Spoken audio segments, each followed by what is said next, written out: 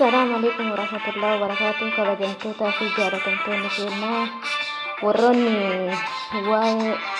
سبسكرايبي أكمل تقول أن نجافتني كيسني تهمو برباد سبسكرايبي ندون تغني بكتنا لاي شير وري وري بربادني شير نسني هنجرينيسي شيري بدو تنا تتني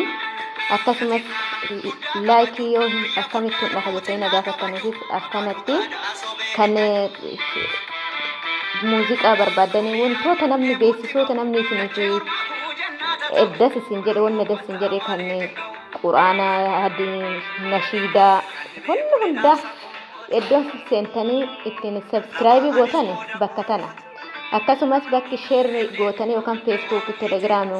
bakkuma hunda irratti gadi dhiiftan sheeriin bakka kana akkasuma laayikii kan tuqamu immoo yeroo kamiyyuu bakka kana guyyaan amma sheer sabskraayibii kun gizee matakattiidha kan godhamu guyyaa tokko qofa gara kan itti deebitanii sheer sabskraayibii godhuun hin danda'amu yeroo takkatti qofa har'a seentanii yookaan nashaadaa tokko dhageeffadheetti bakkuma deemtu tana sabskraayibii tutta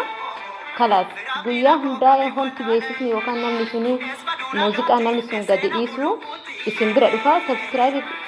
guyyaa madura gootan laakiin immoo guyyaa maraan ni godhama akka wanni sun isin bira ga'uun laakiin bakka tana akkasumas sheeriin bakka tana kan bakka hundatti waliin geettan jechuudha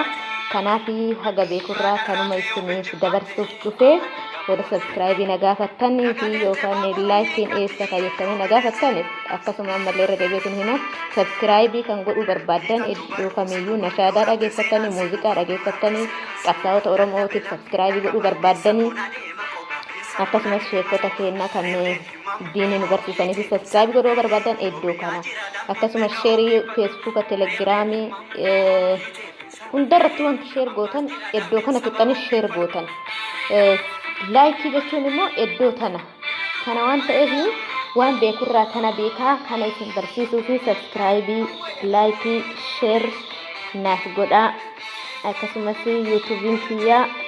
leeyilaa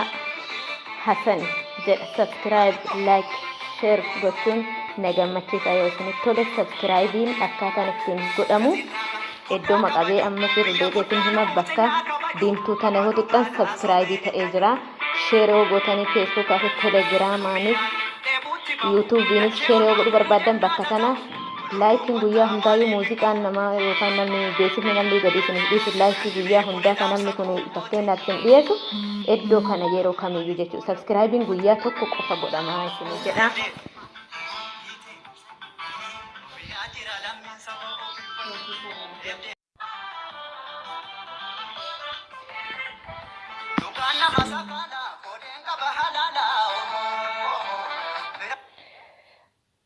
Akka namaati.